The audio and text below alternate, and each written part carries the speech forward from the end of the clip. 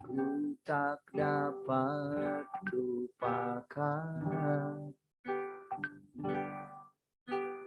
kebaikan yang ku terima, pengorbananmu yang mulia, jadikan ku berharga.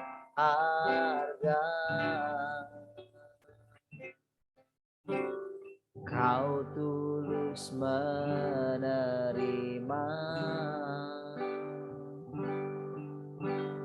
aku apa adanya, perbuatan kasih-Mu nyata,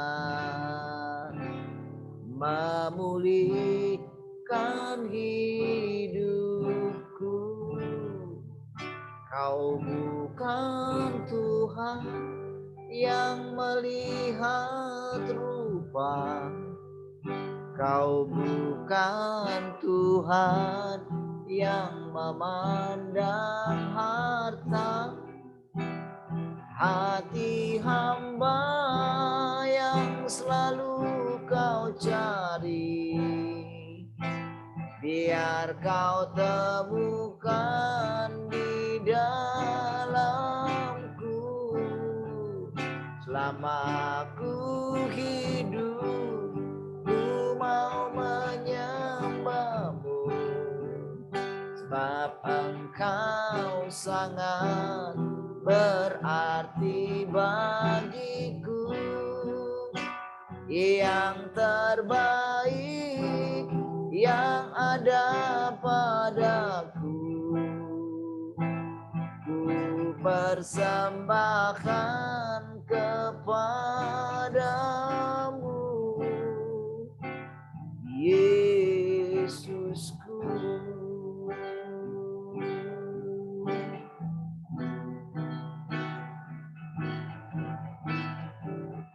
Tak dapat lupakan kebaikan yang ku terima, pengorbanan-Mu yang mulia, jadikan ku berharga. Kau tulus menerima aku apa adanya, perbuatan kasih-Mu nyata, memulihkan hidupku. Kau bukan Tuhan yang melihat rupa, Kau bukan Tuhan yang memandang harta. Hati hamba yang selalu Kau cari, biar Kau temukan di dalamku. Selama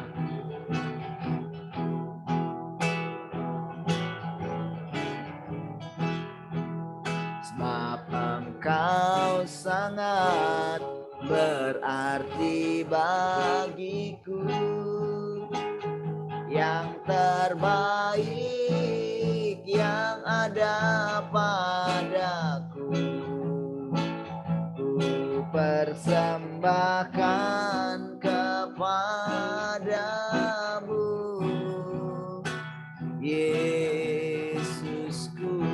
Katakan sekali lagi, Kau bukan Tuhan, Kau bukan Tuhan yang melihat rupa, Kau bukan Tuhan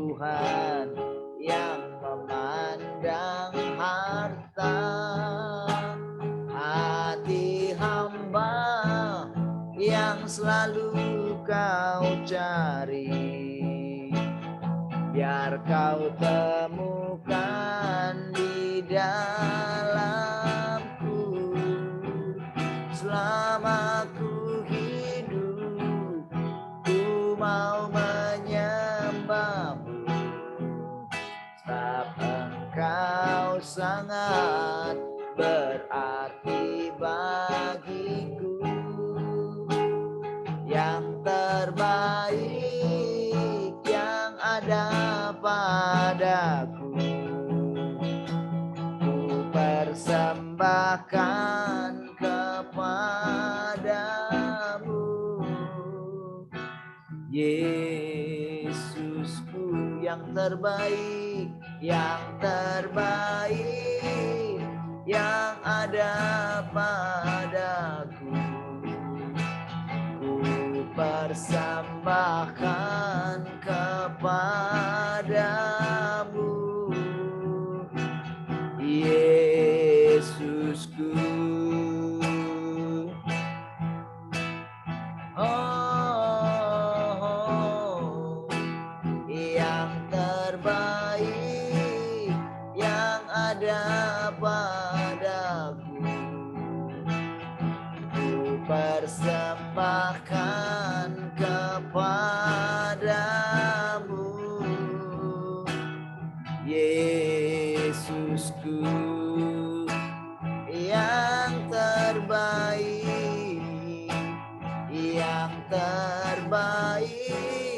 yang ada padaku, ku persembahkan kepadamu.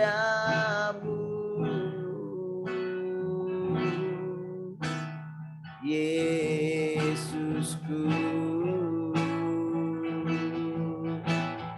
oh, yang terbaik yang kami ada dalam hidup kami, Tuhan. Oleh karena pekerjaan-Mu dalam hati kami, dapat kami persembahkan dalam kehidupan kami yang nyata kepadamu, Tuhan.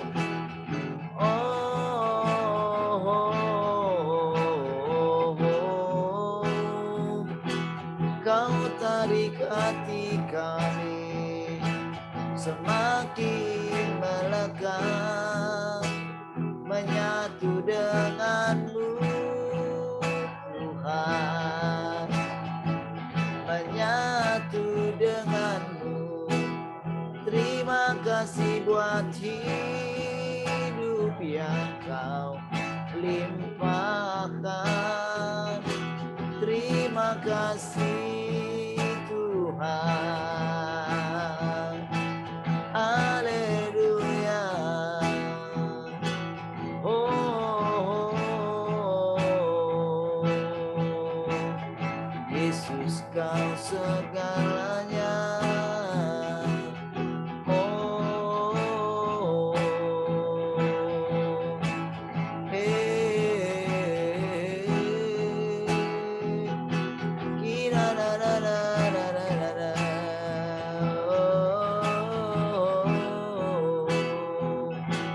Yesus, Kaulah nafas hidup kami. Yesus,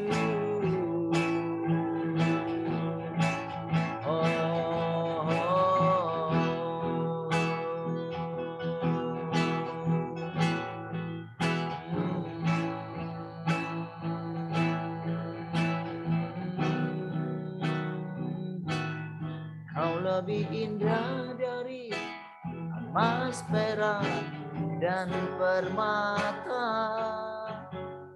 Kau lebih mulia dari semua yang di dunia.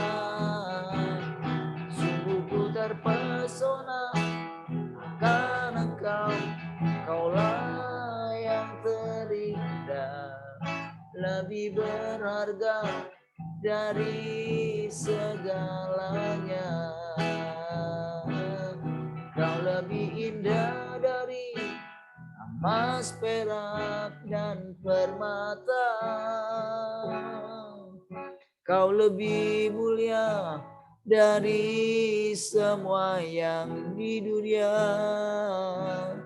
Sungguh ku terpesona akan Engkau, Kaulah yang terindah, lebih berharga dari segalanya.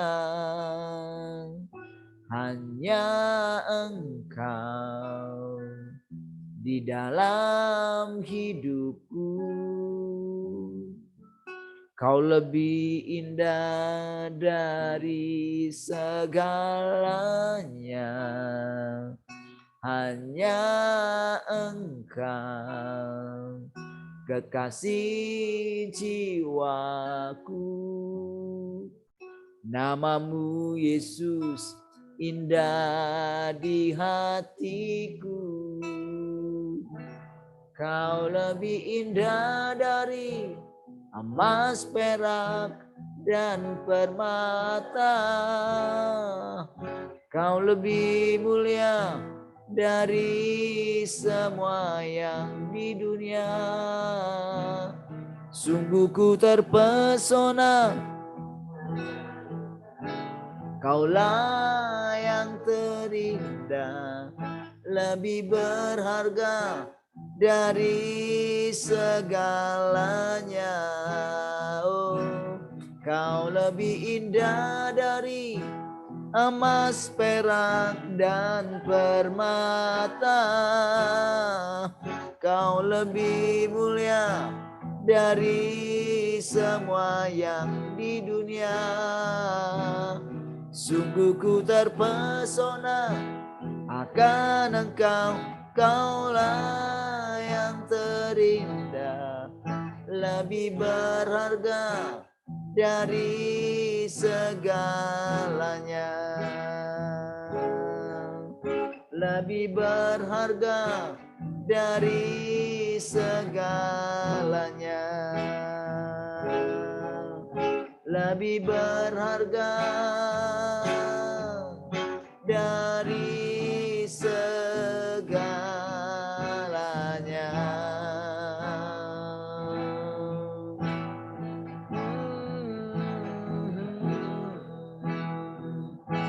Kau lebih dari segalanya. Sungguh tiada yang dapat menggantikan Engkau. Kaulah segalanya.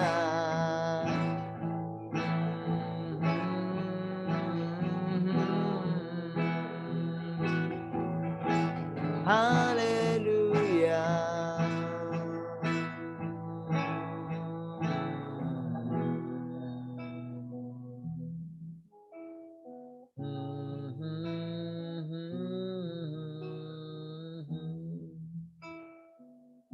Terima kasih Tuhan, kami bersyukur setiap kali kami ada di hadirat-Mu. Setiap kali kami bersekutu. Terima kasih Tuhan, kami boleh memandang Engkau, kami boleh mengalami pekerjaan-Mu. Oh, terima kasih sehingga kami boleh menjadi saksi-saksi-Mu Tuhan. Terima kasih Tuhan, kami bersyukur. Mari silakan Kau menyampaikan lagi hikmat-Mu bagi kami, perkataan-perkataan-Mu. Bila kami boleh makan kembali daripada perkataan-perkataan-Mu Tuhan. Terima kasih Tuhan, kami bersyukur. Haleluya. Terima kasih, terpujilah Engkau Tuhan. Mari semua yang mengasihi Tuhan sama-sama katakan amin.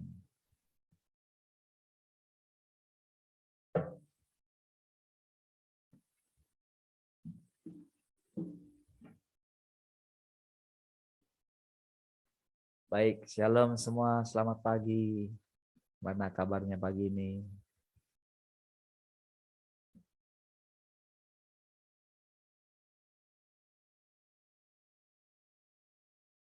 Baik. Di radio, shalom yang di radio. Di radio ada 4 ya. Tadi ada 6, sekarang 4. Baik. Bagaimana suaranya, oke kah? Yang lain semua oke?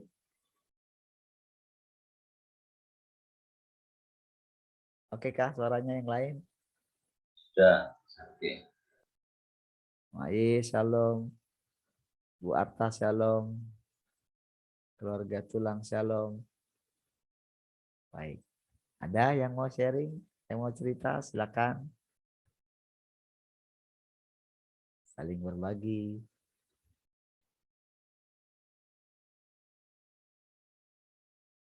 Ada yang kurang jelas juga boleh di ini ya. Hanya istilah-istilah baru. Ayo silakan. Siapa saja boleh. Cek.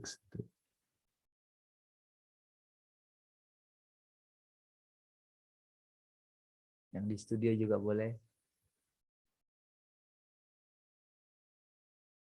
Nami mau cerita kah?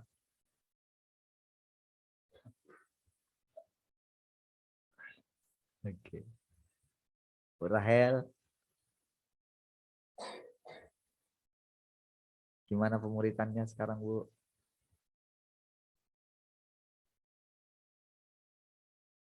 Bisa berbagi suasana pemuritannya?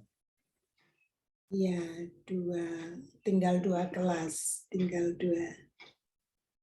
Saya memang melihat ya waktu menyampaikan pesan untuk berani move on itu, terutama yang pernah di RTM tidak ada yang tahan pada keluar. Kalau yang baru yang yang dari Katolik, dari yang lain itu bertahan sampai sekarang, bisa mengikuti. Jadi ada pengertian memang benar ya, nggak semudah kita ngomong atau kita berharap untuk bisa move on gitu.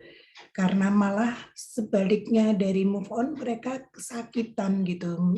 Sampai bilang gini, di antara kata-kata yang nyampe ke saya itu ya, kok dari kepala malah jadi ekor gitu. Terus kayak yang dibilang kacang lupa kulitnya, macam gitu itu. Saya ya udah terserah Tuhan aja, suruh ngomong ya ngomong, suruh diem gitu kan. Tapi dari ini terus ada yang protes, katakan dulu kan di sana, kenapa setelah enggak di sana kok terus menjelekkan gitu loh. Saya bilang sebetulnya bukan menjelekkan, tapi menceritakan keadaan atau pengalaman di sana. Di sana saya juga tumbuh gitu kan, tapi tumbuhnya sekarang Tuhan bilang stop, ganti mengikut dia saat ini gitu. Tuhan yang hari ini, detik ini, yang saat ini, bukan yang lama terus gitu. Makanya saya cerita muncul tentang istilah logos dan rema itu. Tapi ya saya bilang terima kasih kamu berani ngomong. Kalau enggak kan tambah saya enggak tahu gitu. Tapi waktu saya bawa sama Tuhan ya sudah. Wong semua ya dari dia. Kalau sampai bubar juga Tuhan yang izinkan gitu kan. Ya jadi saya rileks gitu. Saya bilang bahwa saya juga mendengar misalkan sejujurnya ya yang di sini kadang saya juga kok gini gitu ya. Tapi Tuhan membawa kepada pengertian kita tuh semua tidak sama. Saya menangkapnya dari sisi mana, seberapa kedewasaan saya dan teman-teman yang lain juga sama gitu. Tapi kalau Tuhan bilang kamu harus jalan bersama, ya saya hanya nurut. Tapi yang katakan kalau kayak Pak Padin bilang murung apa segala macam, saya tuh nonton lihat rekaman itu. Saya bilangnya memang kayak gitu, saya kalau suka ya suka, kalau nggak suka ya nggak bisa menutupi gitu loh. Jadi saya bilang saya malu nih Tuhan. Tapi ya itulah saya gitu. Jadi malah akhirnya saya bersyukur, ya saya apa adanya. Kalau saya bisa terima ya saya terima, kalau nggak bisa terima ya belum bisa terima. Tapi bagaimana Tuhan membawa saya gitu. Dan itu pun terjadi di kelas saya gitu kan. Pada kayak gitu, ada yang saya hubungin gitu. Tapi cuman satu, yang lainnya saya nggak, karena memang tidak disuruh gitu, tidak ada apa ya namanya dorongan untuk menghubungi gitu. Jadi kalau yang satu kan memang itu alasannya karena murka ya, tiba-tiba di close semuanya gitu. Kalau yang dari 2 kelas itu ada yang karena balik, memang keinginannya menerima yang dari buku 1 sampai 13. Saya bilang it's okay, itu pilihanmu, tetap saja gitu kan, nggak masalah gitu, meskipun gitu di hati aduh kok pergi ya gitu, tapi ya udah, bagaimana harus apa, saya juga nggak perlu marah, nggak perlu sedih, nggak perlu gimana, meskipun tahu gitu sayang ya gitu kok nggak tahan gitu deh. Sepertinya yang saya berikan mulai dari bulan April sampai dengan Desember tuh kayak enggak ada buat dia gitu. Waktu evaluasi gitu ya, ceritanya saya tanya gimana selama ini, ada satu yang bilang, saya nggak ngerti apa yang ibu omongin lo gitu. Aduh, saya bilang ya udah, saya bilang berdoa tanya sama Tuhan, apa itu yang ngomong siapa, Rahel atau Tuhan gitu. Terus kalau memang Tuhan yang ngomong, pasti Tuhan memberi pengertian gitu. Terus tapi tetap muncul sampai sekarang, tapi enggak setiap kali gitu, seenaknya saja gitu, dia pengen muncul dia muncul gitu. Ada yang kayak gitu. Jadi memang rupa-rupa dan aneka rupa. Yang Tuhan bilang gini, aku pilih sendiri dari 12 orang muridku. Gitu, cuman ngomong gitu saya paham, iya ya, ada Yudas, ada yang manja, ada yang dekat, Yohanes, ada yang seenaknya sendiri gitu, ada yang gagah-gagahan gitu. Ya udah, itulah kita gitu. Jadi bagaimana kita dengan Tuhan yang menentukan semuanya. Waktu kita nurut ya, itulah upah kita Tuhan gitu. Tapi waktu nggak nurut ya, berarti kita keluar dari apa ya, dari melekatkan diri dengan Tuhan. Saya cuma punya pengertian kayak gitu. Jadi ya baik-baik saja. Yang hanya yang anak yang hari Rebo itu yang stabil ya. Jadi apa namanya? Memang pertamanya pada bilang gitu, kok bingung ya Bu, katanya. Ya udah diem dulu. Karena perubahan memang enggak enak yang kemarin gitu, kayaknya sudah stabil, sudah mapan, tiba-tiba harus pindah ke tempat yang tidak dimengerti sama sekali gitu. Terus itu kemarin yang Pak Padin sharingkan, Yesaya 43 itu ya, Tuhan membuka jalan baru. Itu saya sharingkan juga gitu loh. Ini loh waktu saya mendengar firman ini dibagikan, Pak Padin, saya mendapatkan seperti ini, bahwa betul kita itu Tuhan tuh membuka jalan yang baru untuk kita melewatinya gitu bersama Dia. Terus ya udah stabil sekarang. Cuman 6 orang. Jadi dari banyak itu lama-lama mengerucut. Kalau yang malam masih kayak gitu. Banyak yang pergi. Baik. Jadi pertama yang dari yang teman lama itu ya udah. Apakah saya ada menangkap sesuatu gitu? Karena kan kita kan sudah melewati banyak hal gitu. Kan kalau dilihat dari mungkin sewaktu pengalaman kami lah di gereja yang lama gitu, yang besar gitu ya, itu memang dari segi disiplin, dari segi firman Tuhan, dari segi pengalaman Tuhan cukup lumayan juga gitu. Dan kalau dibilang bertahan mereka sampai sekarang gitu. Memang orang-orang lamanya sih sudah pada keluar gitu. Kebanyakan lah gitu. Yang tinggal itu jadi memang silih berganti. Jadi ada yang baru datang gitu. Ini semangat gitu kan. Ini jalan terus. Tapi yang lama itu boleh saya katakan sudah pada taraf ya suam-suam kuku lah ya. Hanya bertahan saja untuk ibadah. Itu yang sudah senior-senior. Jadi tidak pernah bisa move on gitu. Itu salah satu yang saya lihat. Terus lalu saya lihat perkembangannya kami yang keluar itu pun balik seperti itu juga modelnya. Oh. Gitu loh. Seperti itu juga modelnya. Bahkan lebih parah lagi. Dalam hal misalnya keuangan, dalam hal disiplin, dalam hal dia menjadi bagaimana menjaga marwahnya sebagai hamba Tuhan gitu. Ya lebih baik yang dulu lah gitu, saya pikir begitu gitu kan. Karena kan lihat sendiri gitu. Nah, jadi demikian juga ketika saya masuk di TM gitu kan.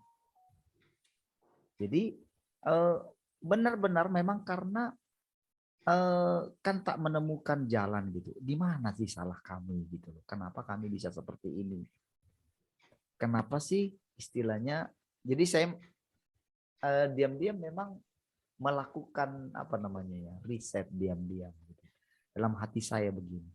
Kenapa ya seperti ini? Kenapa ya kondisi kami misalnya harus mengandalkan pengurapan dulu ketika di gereja lama. Tapi setelah itu hilang lagi gitu. Terus seperti itu gitu. Jadi begitu mengetahui namanya mendengar suara Tuhan, kan cukup lama ikut di RTM. Sudah lolos semua sampai buku 13. Yang tadinya saya masih hanya pengen mendengar suara Tuhannya gitu. Saya ya tidak pernah mempraktekkan yang namanya penginjilan dunia orang mati. Saya nggak pernah tertarik ke situ gitu. Hanya saja saya tidak sedikit pun di dalam hati saya tidak berani mengatakan kalau itu sesat. Walaupun saya tidak praktek. Saya nggak pernah berani. Saya pun nggak tahu gitu. Apalagi ketika bicara tentang Tritunggal yang diajarkan. Kalau Pak Des kan langsung bilang 3. Itu kalau didengar itu sudah habis lah memang. Karena dari seluruhnya memang ketika itu sangat hati-hati. Watchman ini kan cukup hati-hati dalam pengajarannya gitu. Dia ada berasal dari yang ngeroh gitu, yang kuat gitu. Terus dia melihat kekacauan gitu. Melihat kekacauan yang terjadi oleh akibat ngeroh.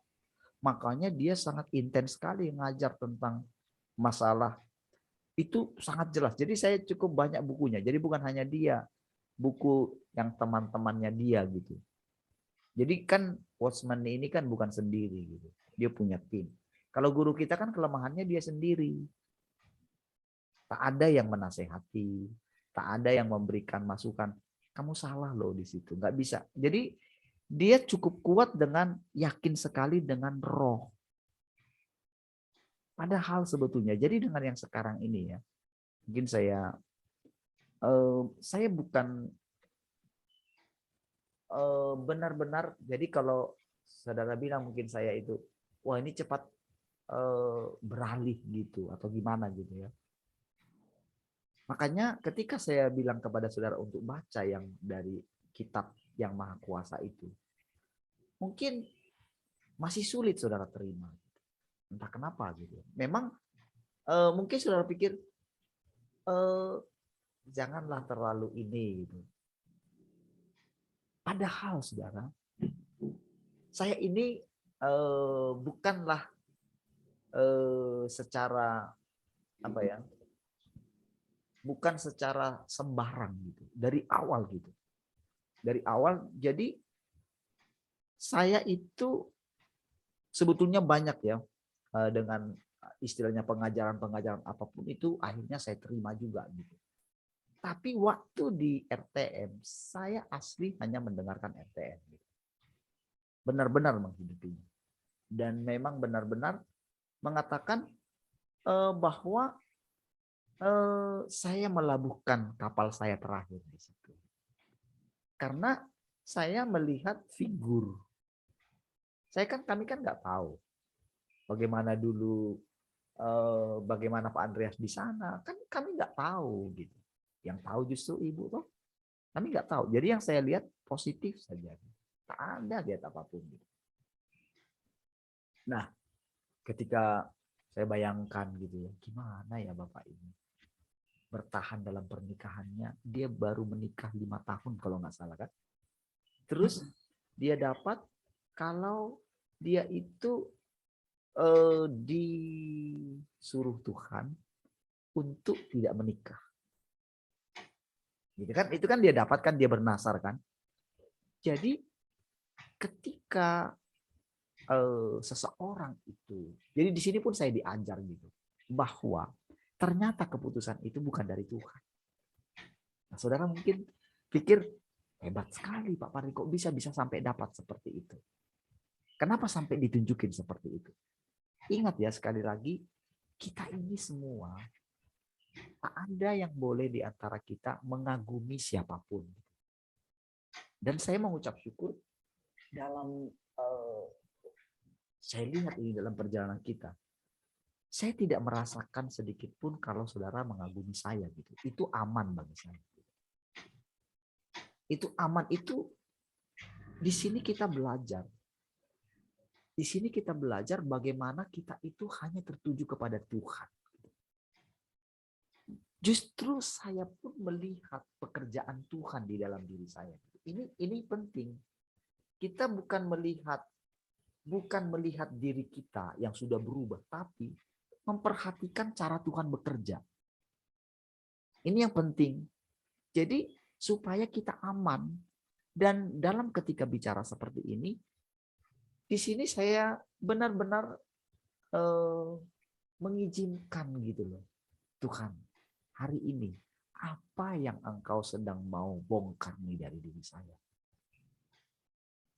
Karena dengan seperti inilah kita akan tahu nanti bagaimana dengan pengalaman kita melihat pekerjaan Tuhan dalam hidup kita, gitu. Kan banyak hal gitu. Ketika diperhadapkan dengan ini, diperhadapkan dengan orang keluar, bagaimana hati kita perhatikan, gitu kan. Ketika kita melakukan sesuatu yang salah, perkataan kita yang salah, emosi kita muncul, ada apa nih?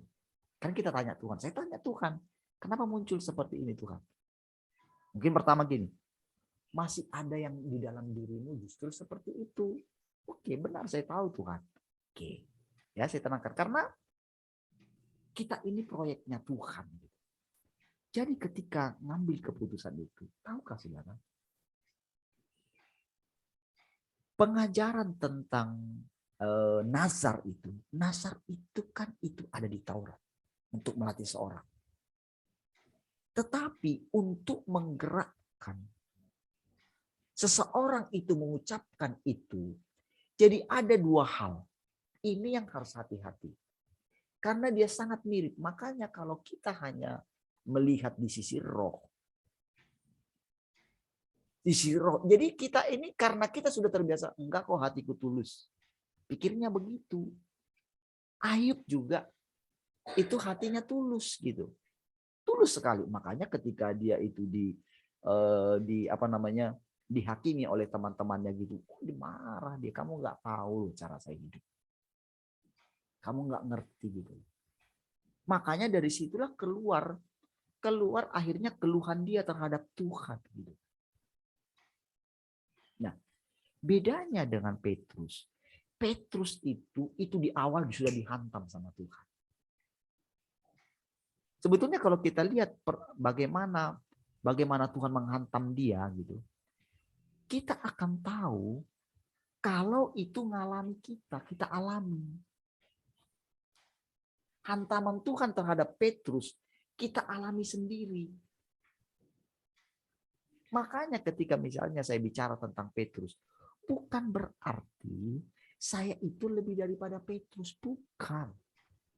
Karena kita ini juga keturunannya Petrus, yang nanti akan dilihat dia.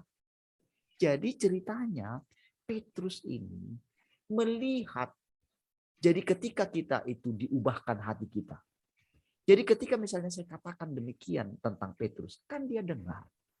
Kan dia tahu. Sebagaimana Tuhan mendengarkan perkataan kita, dia kepada Tuhan gitu.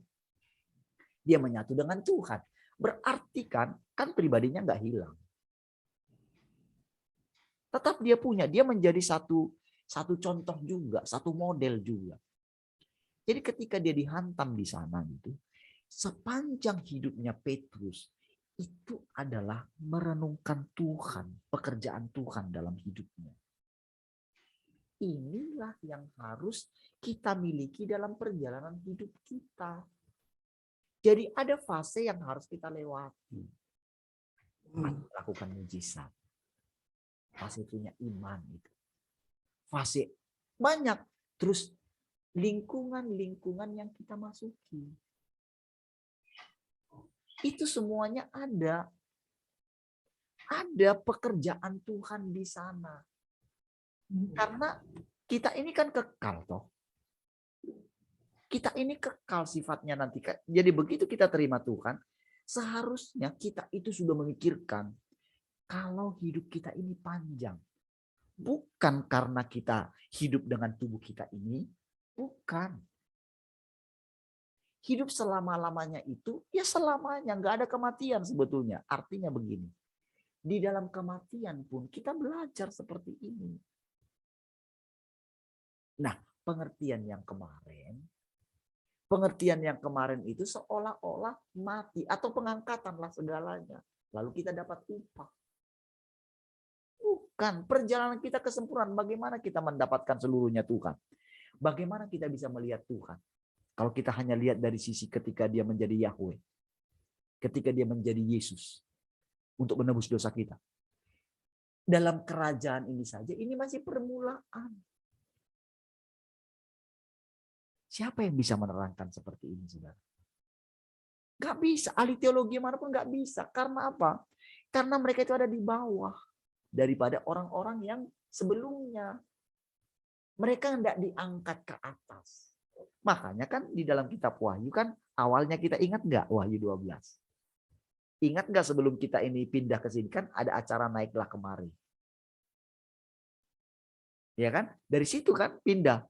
Jadi oh kenapa ya? Jadi naiklah kemari gitu. Terus kenapa kita itu dibawa keluar dari situ? Itu harus satu pertanyaan gitu loh. Bukan kita jadi nggak ada masalah. Nggak ada masalah kita dengan yang lama. Harus nggak ada masalah. Tapi bukan berarti kita jadi ikut mereka. Nggak bisa. Karena ini perjalanan Tuhan. Kalau kita ikut mereka, bayangkanlah buku 1:13 terus diulang-ulang. Karena apa? Karena itu kan sudah safety. Tetapi apa yang terjadi dalam kehidupan mereka? Bagaimana perubahannya? Saudara bisa dengar nanti kabar-kabar mereka. Tetap enggak seperti itu. Kan terbukti langsung kan. Ketika mereka langsung pamer gitu kan. Saya sudah sudah lihat. Semua kan mereka menerima kan. Tapi kenapa kita beda? Coba seandainya kita di sana. Pastilah kita harus dipaksain seperti itu kan. Coba lihat. Apa hasilnya? Tapi sekarang kita diajar lagi. Bukan berarti ketika kita sudah menerima itu, kita jadi merasa lebih daripada mereka kan tidak kan? Sekarang kita Tuhan katakan lagi, kita ini saudara sebetulnya. Perjalanan ini hidup kita. Oke, saya ceritakan lagi tentang yang masalah nazar itu. Kan ibu sendiri yang ceritakan kalau ternyata berat kan? Dia menghadapi kehidupan sendiri kan, berat kan? Apalagi anak-anaknya kan? Nah, ibu sendiri yang kasih saran, sudah menikah aja. Tapi karena pegang nazar. Disinilah tipuan sebetulnya. Karena demikianlah Paulus.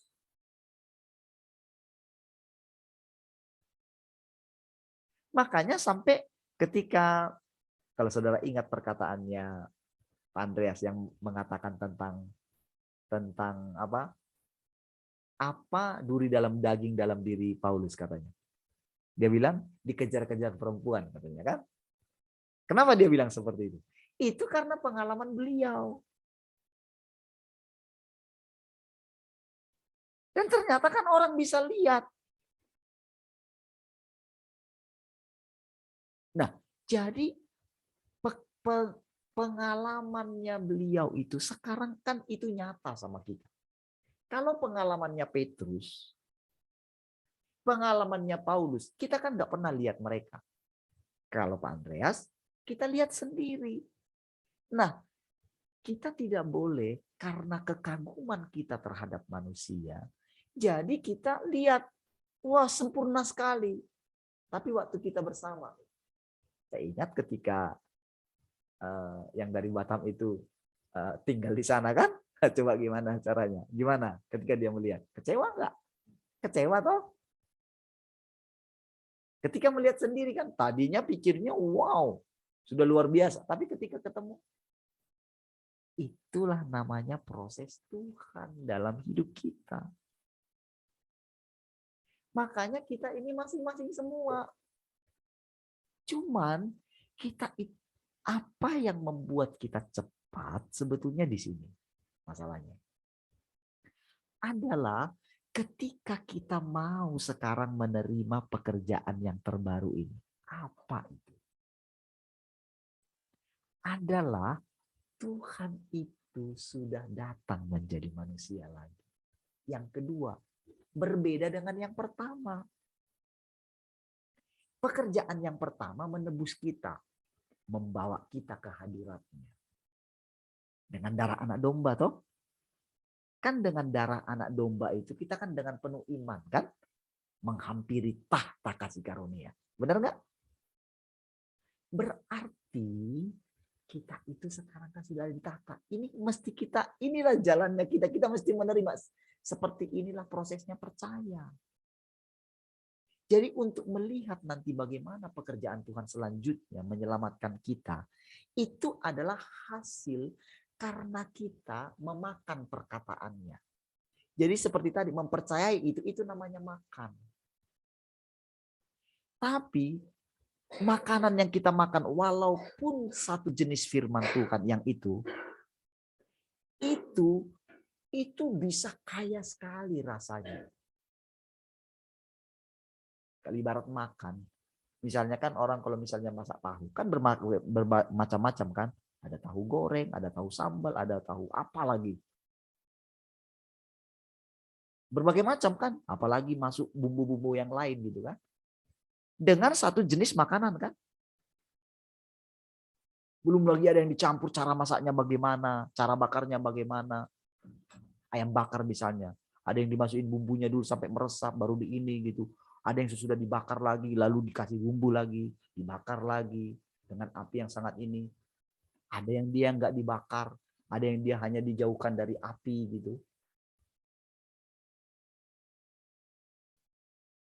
Kan berbagai macam jenisnya. Itulah cara makan. Jadi begitu kita mempercayai satu perkataan, itu makan. Jadi sekarang itu dia mengucapkan banyak sekali perkataan. Jadi apa bedanya perkataan dari firman Tuhan yang Maha Kuasa itu dengan tulisan buku-buku yang lain? Itu beda jauh. Tulisan buku-buku itu banyak sekali bercampur dengan pengalaman orang. Termasuk yang di dalam Alkitab sekalipun. Tahukah saudara kenapa Alkitab itu kita percayai itu firman Tuhan? Itu adalah karena keputusan bapak-bapak gereja. Padahal banyak di sana yang bukan firman Tuhan. Cuman karena kita sudah mengatakan itu firman Tuhan, maka kita itu terikat di sana. Nggak pernah kita bisa keluar daripada pengalaman kegagalan daripada Paulus. Itu loh sebetulnya. Coba ketika Pak Andreas mengatakan begini. Yang di dalam kitab Ayub, berapa pasal sebelum itu? Saudara harus ingat itu, saudara. Supaya saudara tahu bahwa sebetulnya Tuhan juga sudah berbicara melalui Pak Andreas. Berapa kitab dari kitab Ayub dikatakan ditutup mulutnya. Berarti semua itu bukan firman Tuhan. Kan dia bilang kan? Semua yang setelah dia itu, sekarang mataku melihat engkau. Barulah itu boleh. Semua yang tadinya itu, karena sudah dicabut. Aku cabut semua perkataanku katanya. Berarti itu bukan firman Tuhan. Tetapi kalau kita lihat ketika orang berkhotbah, kan banyak kan mengambil dari situ kan. Dari kitab-kitab Ayub. Padahal sebetulnya sudah dikatakan sudah dicabut. Dia sendiri yang mencabut. Hanya saja, saudara. Jadi ketika bapak-bapak gereja membuat itu, saudara, menjadi Alkitab. Inilah firman Tuhan. Tahukah, saudara? Itulah usaha orang Israel. Karena Allah itu tidak kelihatan, mereka buat loh batu. Mereka buat apa namanya? Patung lembu emas. Inilah Allahmu yang memimpin engkau keluar dari Mesir, katanya. Bapak-bapak gereja, tahu nggak, saudara? Kalau saudara ketemu dengan orang yang sangat mengagungkan Alkitab, kalau dia teologi, pasti dia bilang, kembali ke Alkitab. Dia akan bilang bahwa inilah firman Tuhan satu-satunya. Bahkan ada orang yang tidak ada lagi suara Tuhan. Jadi orang yang belajar Alkitab atau sekolah Alkitab, itu mereka benar-benar, saudara, dipenjara di situ. Sehingga ketika mendengarkan Tuhan datang, bayangin Tuhan yang datang. Itu pasti, saudara, akan dihakimi. Tuhan sendiri yang datang. Dan mereka membayangkan Tuhan yang datang itu dalam bentuk wujud roh. Mereka tidak tahu kalau Tuhan yang datang itu dalam manusia, melalui manusia biasa ini. Mungkin saudara merasa begini, merasa tersandung dengan karena dikatakan perempuan di sana. Tapi tahukah saudara, itu cikal bakal awalnya. Seperti dia menjejakkan kakinya pertama kali lagi di tempat yang lain, kan tidak diketahui. Kedatangan yang pertama kan tidak diketahui kan. Ahli Taurat ada yang tahu enggak? Kan enggak ada kan. Padahal Tuhan bilang seperti ayat kemarin. Kamu akan mati dalam dosamu, katanya. Kamu akan mencari aku. Karena kamu tidak akan ketemu. Nah, kemana dia? Mau bunuh diri enggak? Jadi mereka enggak bisa melihat. Di sini loh masalah kita. Di sini masalah kita. Karena kita ini belum pernah gini loh. Kita ini karena kita selalu merasa kita ini belum mati. Kenapa Elia itu diangkat? Karena dia benar-benar ketika dia ada di gua itu. Kan ngapain kamu di sini? Dia kan itu kan komplain sama Tuhan. Ngapain kamu bilang Tuhan? Kan dia tahu itu suara Tuhan. Aku giat-giatnya Tuhan, aku sendiri yang tinggal dari bangsa Israel. Enggak loh, bukan kamu sendiri. Aku sudah menyisakan 7.000 orang. Oh ya. Jadi selama 40 hari itu, saudara, dia benar-benar mengalami yang namanya kematian. Itu yang kita pelajari. Cuman Pak Andreas tetap salah interpretasi. Karena pengajaran tentang pengangkatan itu, bentengnya itu sudah kuat di pikirannya. Itu nggak bisa terbongkar. Karena apa, saudara?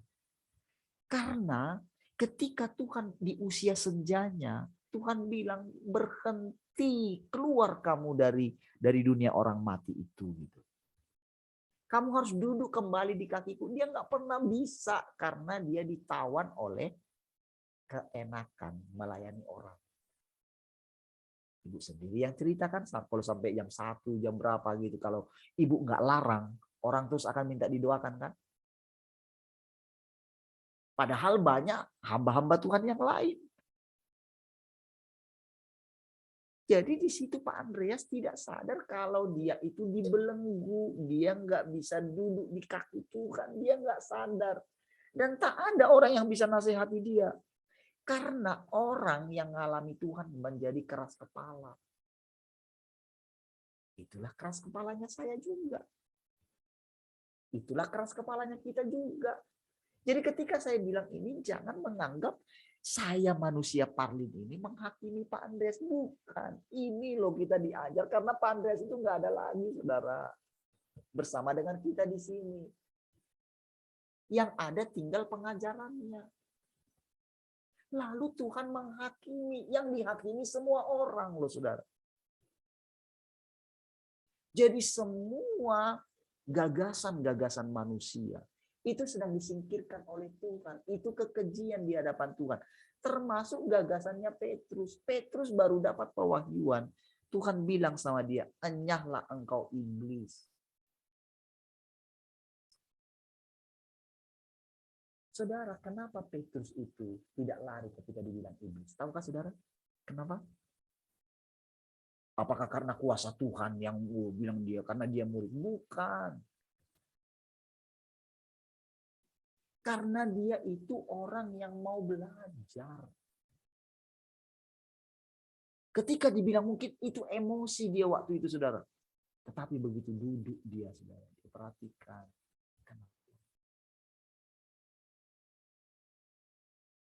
Dia mulai melihat dirinya, saudara. Tadinya dia mungkin mau mundur gitu. Dari Tuhan ini yang adalah manusia. Sama, saudara. Ketika saudara mendengarkan misalnya saya seperti ini, saudara. Tahukah saudara? Diam-diam Tuhan itu menampakkan diri.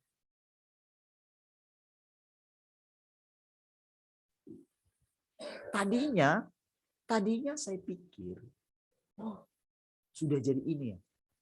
Itu salah. Jadi Tuhan diam-diam itu menampakkan diri. Kan ingat kan ketika dia menampakkan diri lalu dia hilang kan? Ingat nggak proses menampakkan dirinya? Jadi yang menampakkan diri itu firman ini. Tapi firman yang menampakkan diri ini bukan gagasan. Bukan firman Tuhan logos. Dan bukan juga sekedar rema. Rema ini juga. Ini sebetulnya kadang-kadang kita ini rema. Kita pikir itu rema. Padahal bukan rema. Jadi bukan setiap gagasan yang muncul yang tidak kita pikirkan. Itu rema. Bukan. Disinilah proses penghakiman dan penghajaran Tuhan. Yang membuat emas yang dimurnikan itu muncul. Tuhanlah emas yang dimurnikan itu sebetulnya. Tuhan itu sendiri yang menjadi manusia. Nah, ini saudara, perkataan-perkataan ini mesti saudara dengarkan baik-baik dan saudara renungkan. Bukan cara paling mudah mengikuti Tuhan. Bukan sekedar saudara mendengarkan perkataan saya. Tetapi melihat di dalam diri saudara. Apa akibat kalau saudara makan firman itu? Apa yang sudah terjadi? Kalau belum terjadi apa-apa, duduklah di kaki Tuhan, berdoalah kepada Tuhan. Mohon anugerah Tuhan. Jadi dari sikap hati saudara akan diperhatikan oleh Tuhan. Apakah benar-benar saudara itu layak mendapatkan pekerjaan Tuhan? Apakah benar-benar hati saudara terarah kepada dia? Dia perhatikan. Karena apa saudara? Karena saudara sudah mengatakan, aku menerima Engkau Tuhan. Roh Kudus itu jadi kayak meterai nempel sama kita. Jadi dia perhatikan sikap hati kita setiap hari. Jadi untuk membuat kita tetap terikat kepada dia, dia buatlah berbagai macam peristiwa. Kalau kita lolos, ada upah kita. Upah kita apa? Tuhan. Upah yang lain, berkat secara materi, itu bonus saja. Dan dia berikan kita itu sekarang seperti sedikit saja gitu loh. Supaya apa? Dia tahu saudara, ini akan mengalihkan perhatian kita. Jadi dia juga turut bekerja untuk membuat hati kita ini melekat kepada dia. Dia yang kerja.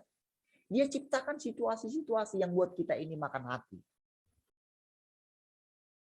Ngerti kan maksudnya makan hati kan? Kecewa, berat. Kita akan diizinkan perkataan-perkataan, rasanya semua perkataan itu, perkataan saya rasanya kepada saudara sendiri aja. Padahal tahukah saudara dilemanya saya ketika menyampaikan kepada saudara? Tahu dilemanya saya? Ketika saya tanya sama Tuhan, salah nggak saya Tuhan? Saya masih trauma saudara. Trauma dengan apa? Ketika terus merasa salah di hadapan Tuhan. Padahal tahukah saudara? Setiap keputusan yang kita ambil setiap hari, mau kita marah, mau kita apapun, Tuhan bisa membuat itu mendatangkan kebaikan bagi kita. Bahkan hajaran yang kita terima paling fatal sekali. Kalau kita boleh melihat, itu ternyata kebaikan Tuhan yang sangat luar biasa.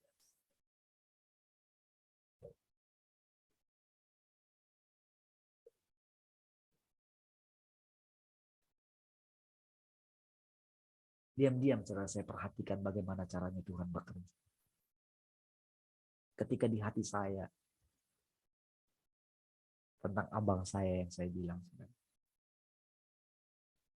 Kan saya cerita sama saudara. Kadang-kadang mungkin orang pikir, dulu kadang saya pikir begini saudara. Tuhan, ya saya salah sih Tuhan ngomongkan gitu.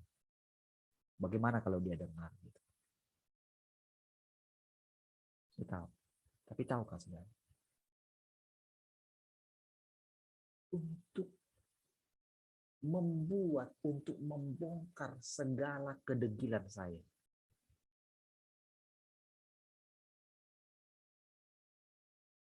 Itu saudara, itu kita natural keluar.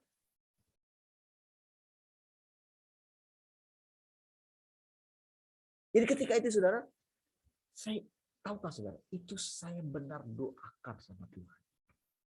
Doakan begini, bukan berarti dengan saya katakan saya doakan ini, saya membela diri saya. Saya tahu saudara, dalam hal itu pun saya bisa membela diri sama saudara.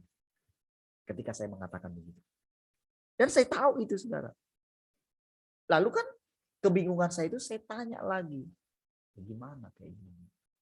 Yang kau tahu tuh memang aku kayak gini. Terus gimana Tuhan? Gimana engkau merubah yang ini?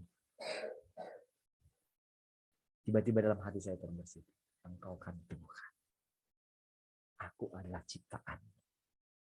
Engkau bisa. Tuhan. Itu sebabnya aku duduk di kakimu hari ini Tuhan. Aku memandang engkau Tuhan. Terima kasih Tuhan. Tahukah saudara? Begitu kita punya sikap hati seperti itu. Entah bagaimana caranya saudara. Saya melihat Tuhan itu saudara. Benar-benar. Saya nggak tahu. Berbagai macam caranya saudara. Saya perhatikan. Dia berikan sesuatu yang membuat mata saya seperti terbuka. Oh, saya semangat lagi melanjutkan hidup saya. Padahal tadinya saya mau menyerah dengan hati saya. Pengen rasanya udahlah Tuhan mati. Bahkan udahlah Tuhan hilang aja lah saya. Karena apa? Saya ditunjukkan kerusakan saya. Dengan seperti itu. Apakah itu nggak jahat? Apakah seperti itu kalau kita baca dalam Alkitab? Bukankah itu mengata-ngatai orang? Bukankah itu kekejian di hadapan Tuhan? Bukankah itu seperti orang fasik kata kitab Mazmur?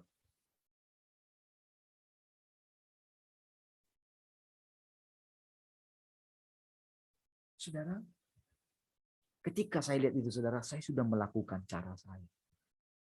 Dari segi pendekatan yang bagaimanapun saya sudah lakukan. Ya, sampai kami berdua, tinggal kami berdua di bus. Berapa kali saudara? Sebelah-sebelah.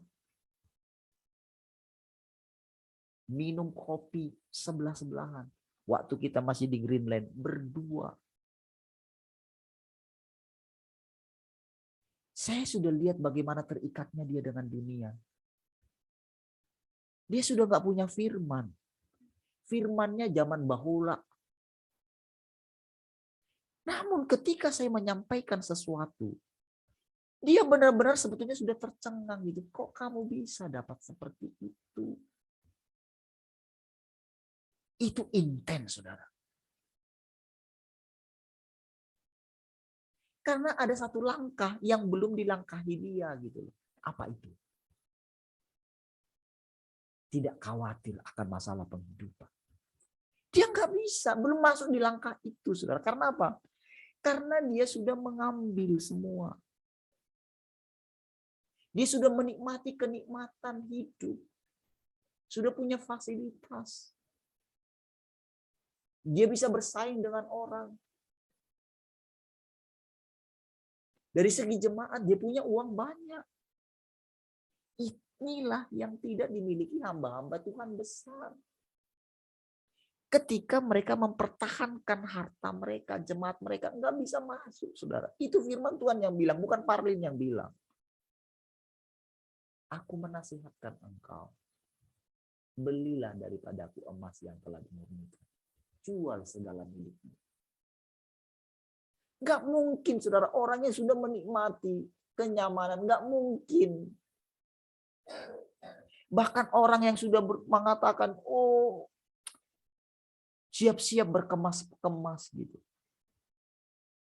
Pada kenyataannya ketika datang pesawatnya, maukah dia? Dia urungkan niatnya kan? Dia robek tiketnya kan?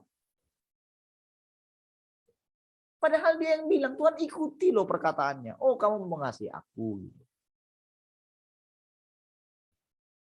Lalu kalau saudara ikuti perkembangannya, jauh sekali, saudara.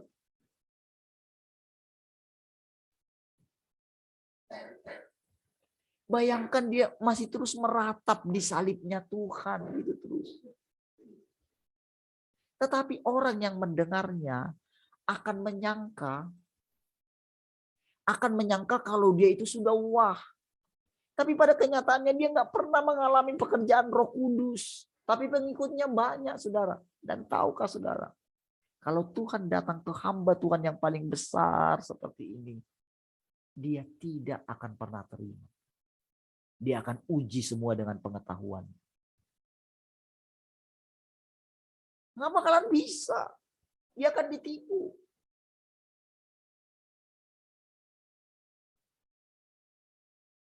Ketika dia bermimpi tentang Roh Kudus sebagai mama, sebagai istri, waktu dia dihujat,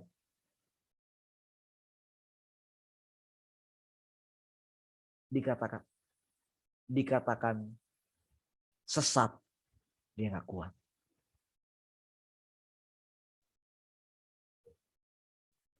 Saudara, ini perjalanan kita, saudara.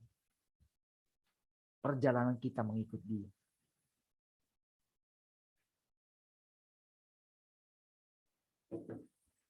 Jadi saudara, mari saudara kita perhatikan gitu.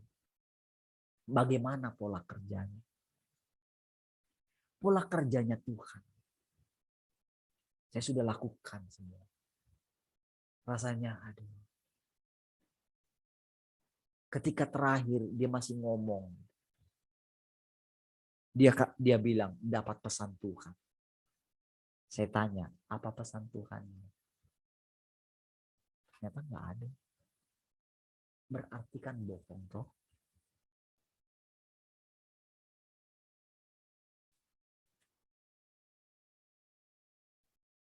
Ketika saya mengatakan gitu, dalam hati, aduh Tuhan. Sampai ketika saya dengar kemarin yang saya bilang di telepon itu. Wah, saya di telepon lagi, saya tanya. Tapi saudara, dari perkataannya itu saudara, dia keluar pernyataannya, oke, mulai dari sekarang saya nggak akan terima lagi. Karena apa? Karena sudah dijatah. Entah apa yang terjadi di gereja itu, saudara. Terjepit dan keluar dari perkataannya. Mulai dari sekarang, Tidak usah lagi transfer PK saya. Saudara, ketika saya dengar itu, saudara, saya ikuti lagi, saya coba dengerin khotbahnya gitu. Dia masih melakukan pelayanan, pemuritan. Saya dengerin. Saya lihat masih bisa tampil. Tuhan, saya mau nangis gitu. Rasanya. Kenapa, saudara? Karena bayangkan berapa tahun yang saya lewati. Saudara bisa ini nggak? Bisa bayangkan nggak? 12 tahun ini, saudara. Bukankah itu waktu yang panjang?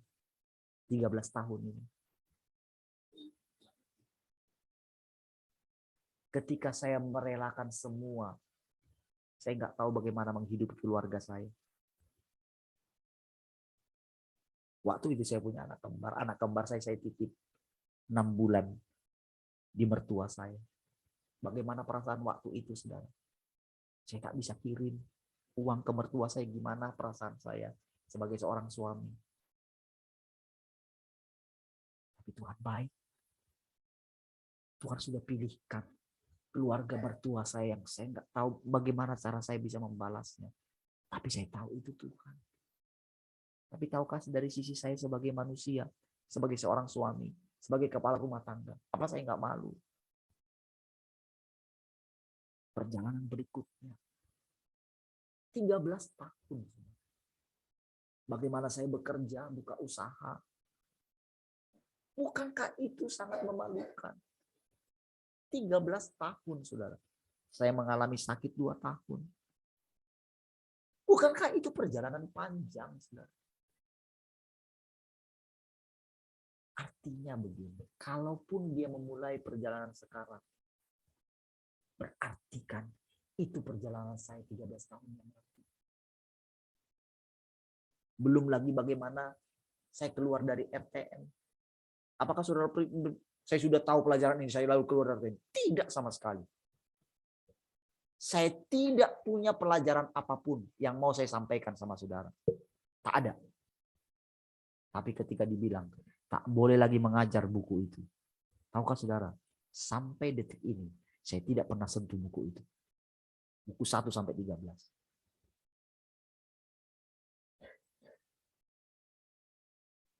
Rasanya setiap kali mau itu, saudara. Dan tahukah saudara, itu pernah saya lakukan dengan buku-buku saya di gereja lama saya. Saya bakar. Dan tahukah saudara, ini hanya masalah saya nggak bakar aja itu. Saya nggak pernah sentuh lah.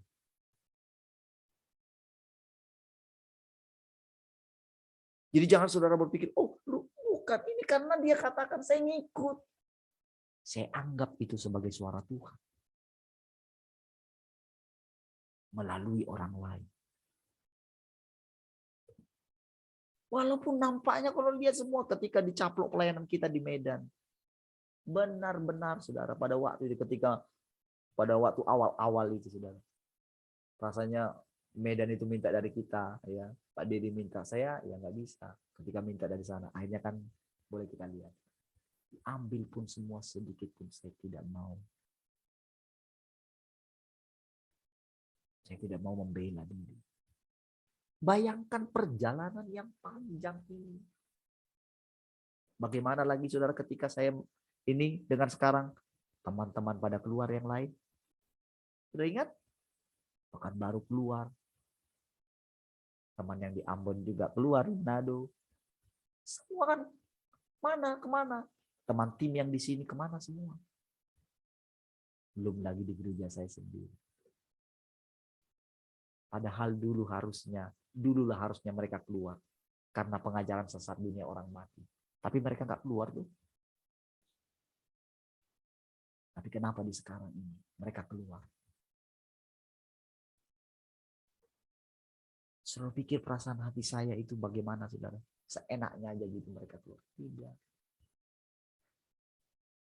Yang dalam hati saya begini. Tuhan, 13 tahun mereka nggak kenal saya.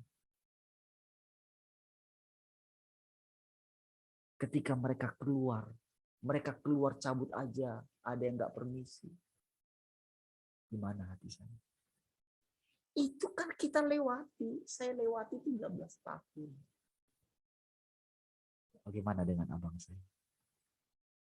Dia harus melalui itu, Pak. Dan tahukah saudara, tak mudah juga. Bagaimana dengan istri? Bagaimana dengan anak-anak? Siapkah? Bagaimana dengan nama besar? Apa kata orang teman-teman pendeta yang lain? Kalau saya belum terkenal waktu itu. Tapi mereka melihat hidup saya.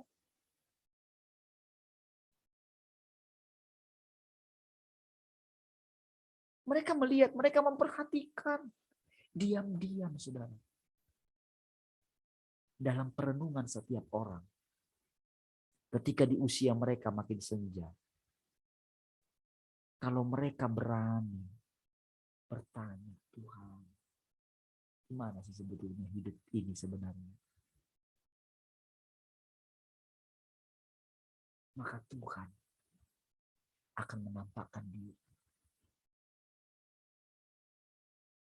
Tapi orang harus capek dulu. Kamu sudah capek belum? Kamu sudah terjepit belum? Kamu sudah siap mati belum? Ketika dalam keadaan terjepit. Bayangkan sampai beliau keluar dari grup itu, saudara. Grup pelayan-pelayannya sendiri. Karena perlakuan itu. Tapi saya tahu, saudara. Saya rasanya mau nangis. Ternyata Tuhan datang sendiri.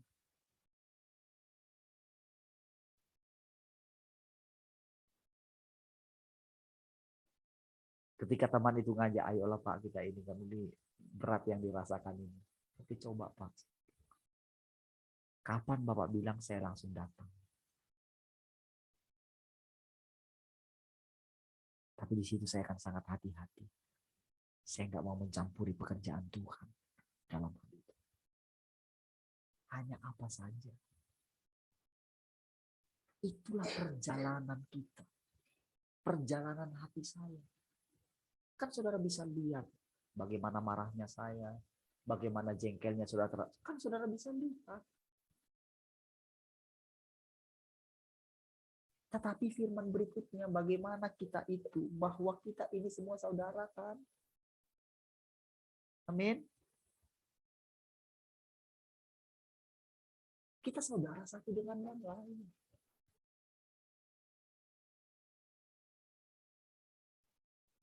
Untuk masuk dalam perjalanan yang panjang ini.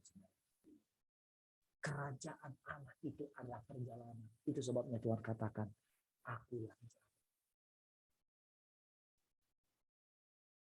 Tuhan itu harus jalan dalam kita. Artinya kita berjalan terus. Seolah-olah tujuan kita masih jauh sekali. Oh, kita itu kekekalan. Di kekekalan itu nggak ada waktu, nggak ada batasan waktu. Namanya kekekalan. Makanya Tuhan katakan, aku Alfa dan Omega, yang awal dan yang akhir gitu. Kita sekaligus di awal, sekaligus di akhir.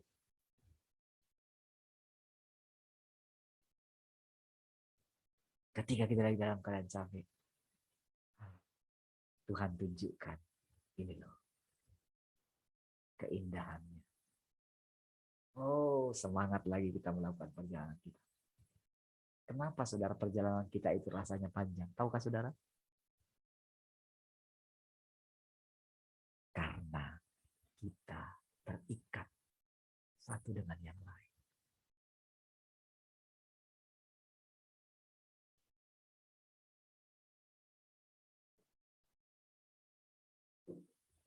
Ketika Tuhan mengatakan, aku berdoa supaya mereka menjadi satu. Kapan doa yang dijawab? kapan dijawab? Apakah doanya sendiri? Mungkinkah tidak dijawab? Itu kan doanya sendiri. Yang didoakan melalui anaknya. Melalui ciptaannya. Kan pada waktu itu kan Yesus sebagai ciptaan. Berdoa kepada penciptanya. Kepada roh. Kan pribadinya Yesus toh. Permuliakanlah anakmu. Supaya anakmu mempermuliakan engkau. Ketika dia bilang, aku dan Bapa satu. Itu pernyataan dia. Berarti saudara, itu firman. Kalau saudara makan firman itu menjadi daging di dalam saudara. Oke? Menjadi makanan. Menjadi minuman. Berarti meresap.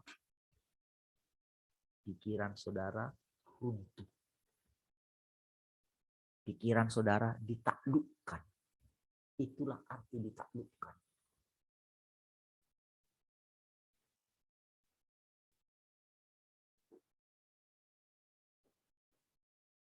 Ketika saudara belajar ditaklukkan oleh Tuhan, maka saudara akan melihat firman yang berinkarnasi.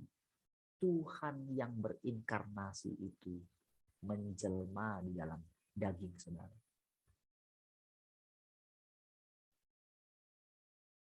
Saudara, dia itu akan menjadi jalan di dalam saudara. Ketika dia itu adalah satu. Ketika saudara makan. Berarti oleh roh itu kita berseru. Ya Aba, ya Bapa. Berarti apa? Posisi kita pada saat itu adalah sama dengan posisi Yesus yang mengatakan aku dan Bapa satu. Kan karena rohnya itu tinggal dalam kita toh, menyatu. Tapi dulu bayangan kita itu roh. Nah, ini bisa ditipu. Makanya dia itu berfirman. Firmannya itu kebenaran. Firman itu pasti. Ini yang saudara mesti makan. Yang pasti ini. Yang asli ini. Inilah pengalaman saudara. Bukan pengetahuan saudara. Tak ada gunanya saudara tahu semua ini jelas bisa menceritakan. Tapi saudara nggak mengalami pekerjaan Roh Kudus dalam hidup saudara. Karena itu berbeda. Itu tahapan berikutnya. Saudara nggak bisa bilang, oh saya sudah makan firman banyak tapi nggak ada hasilnya. Nggak mungkin. Itu hanya karena saudara masih belum ditaklukkan oleh Tuhan. Saudara belum mati dalam diri saudara sendiri. Makanya jangan tunggu nanti mati. Lebih sulit lagi. Saudara harus berdamai dulu dengan diri saudara. Akan ratap dan kertak gigi. Harus melewati itu dulu. Tahu kan saudara? Kalau secara diam-diam, abang saya itu mau jujur melihat saya. Kalau dia mau jujur dari hatinya yang paling dalam. Lebih enak ternyata adik saya ya. Dulu, bayangkan betapa menderitanya dia dulu. Tapi sekarang, ketika dia tahu kita ini Zoom setiap hari. Saudara. Belum lagi dari kota-kota yang lain. Bukankah saudara dalam hatinya. Ketika pelayanannya semua. Bagaimana semua jemaat menggugat dia. Tak mempercayai lagi. Selama ini mungkin beliau bisa membohongi jemaat dengan kata-kata firman yang bagus. Tapi sekarang perkataan itu menjadi bumerang bagi dia. Mungkin dia akan pakai, nanti kamu akan rasakan pembalasan dari Tuhan. Karena engkau tidak menghargai gembalamu. Apakah itu dijawab oleh Tuhan? Karena itu Tuhan yang buat.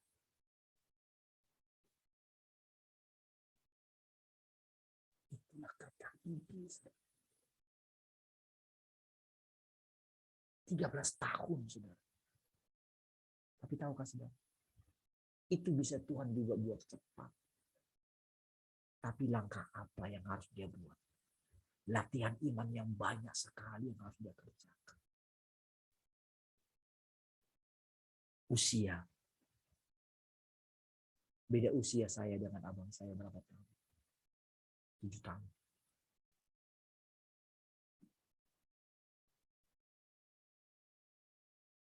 Saudara,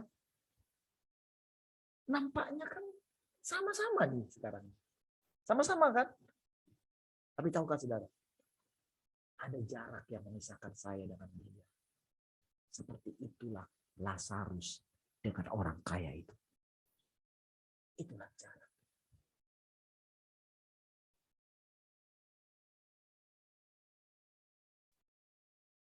Ada jarak yang memisahkan.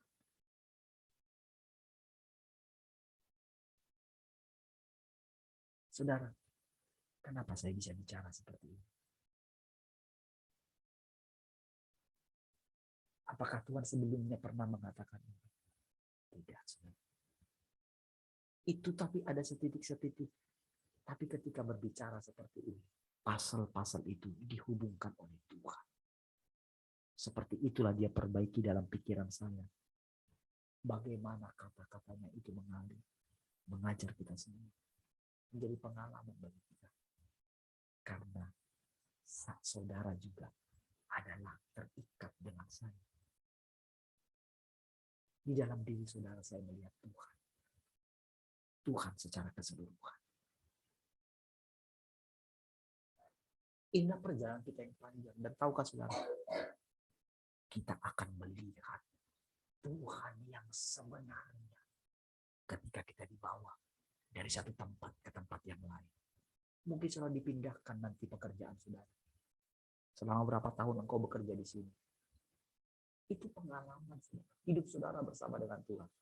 Tapi saatnya ketika engkau dipindahkan ke perusahaan yang lain. Itu pun hidup saudara. Bersama dengan Tuhan. Dan perjalanan kita kekekalan ini. Kita akan melihat Tuhan dengan wajah yang sebenarnya. Melalui siapa? Melalui ciptaannya. Di mana Kristus itu hidup di dalamnya. Kalau saudara mendengarkan perkataan-perkataan seperti ini, suatu saat engkau akan melihat dirimu seperti engkau melihat Tuhan itu berinkarnasi, muncul di depanmu. Ketika engkau bercermin, ketika engkau melihat pekerjaan Tuhan dalam hidup, engkau akan merasakan Tuhan itu nyata setiap hari. Baik, saudara. Sudah lewat 5, saudara. Nanti malam kita lanjutin lagi. Tuhan, mari kita berdoa. Terima kasih Tuhan, kami bersyukur pagi hari ini buat anugerah. Tuhan, terima kasih Engkau sudah menolong kami. Kami makan dari perkataan-perkataan itu. Engkau terus membawa kami semakin melekat dengan Engkau. Terbukti Tuhan bahwa kami satu dan kami satu dengan Engkau Tuhan. Kami mengikatkan diri kami dengan Engkau. Terima kasih Tuhan. Biarlah kiranya Engkau boleh mendapati kami mengasihi Engkau setiap hari. Dan Engkau dipuaskan lewat kehidupan kami. Terpujilah Engkau Tuhan untuk selama-lamanya. Mari semua yang mengasihi Tuhan sama-sama katakan. Amin. Baik. Puji Tuhan semua. Shalom. Semangat. Sampai ketemu nanti.